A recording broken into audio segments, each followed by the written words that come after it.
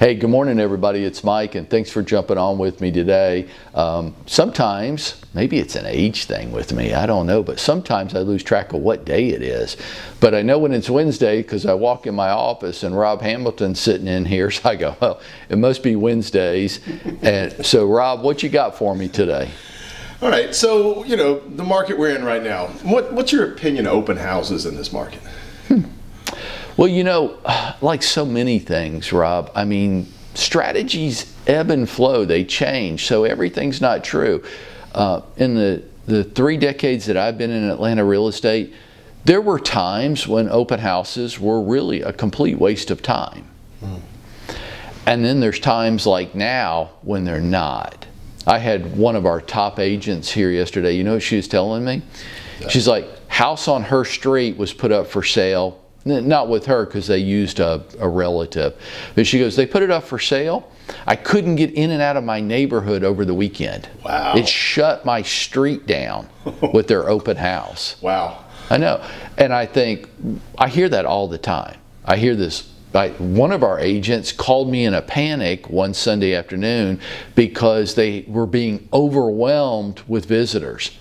And they were being swarmed. It was like an attack, and she's panicked, and she's like, what do I do? And I said, okay, here's what you do. You get everybody out of the house, and you take the key out of the lockbox and lock them out. And she goes, okay, and so she does that, and then she tells me, Mike, they're pounding on the door and screaming at me. I'm like, that's a function of today's marketplace. Right. It's a little weird. Right. We have more people that want to buy homes for a large variety of reasons. There's not one reason. There's about a dozen reasons why there's such high buyer demand. And our inventory can't keep up with it. Mm-hmm. Okay, so home buyers are edgy. They're anxiety ridden. If you and Beth decided that it was time for you guys to buy another house, you would face a very challenging marketplace. Not that there's not enough houses for sale, Rob. I mean, that's the symptom. It feels like there's not enough houses for sale. But that's not actually what I would say to you two is the issue. The issue is there's no shelf life to these listings. So there are plenty of houses coming onto the marketplace, but I would say to you and your wife, look, the good ones, the ones that you're going to want, they're going to sell very quickly. Not all homes, but the ones that you're going to be most attracted to. So what you and Beth need to do is you need to be prepared to be decisive. So when the right home for your family comes available, you can take action. Right. The days of sitting around, like the house that I'm in right now, I bought it about 3 years ago now. I thought about it for a couple weeks before I made an offer. There were a lot of different angles to it, and I wasn't sure that it was right for me. So I thought about it for a couple weeks, and then we made an offer. Today, that's not possible. No. It would have been gone. Mm-hmm. Now, doesn't mean that I have to buy things impulsively. It means that as a home buyer in today's market, I need to be prepared to take action. So you ask about open houses. Because of those dynamics, open houses today are a very effective strategy for agents. Are you going to sell that house? Probably not. Do you need to hold your listing? Does it have to be your listing to hold it open? It doesn't. You do need the permission, obviously, of the homeowner. Right. But yeah. Can you imagine you get a knock on your door Sunday afternoon? Hi, I'm a real estate agent you don't know, and I'm here to hold your house open. Other agents in your office? In your brokerage? Mm-hmm. It doesn't have to be. It could be you're with a different brokerage, but I know you and I say, hey, would you allow me to hold your listing open this weekend? Now, why would I want to do that? Meet potential clients and customers. Absolutely. I'd like to, the odds that people are going to that visit the open house are going to buy that is less than 1%. Right. It happens, it's possible, it's not likely. But I want to generate customers, home buying customers, and that's a pretty good way to do it because they are out and they are looking and they are diligent right now. That's what they have to be. And I know this, that if you visit my open house, the chances that I can generate a connection with you are so much better face to face than they are over the telephone. Yeah. I'm just a voice on the telephone to you. I'm nothing. I'm not even a human being. But face to face I am. This is proven every day in Atlanta. Now, you don't have a very long commute to work. Your commute takes you how long?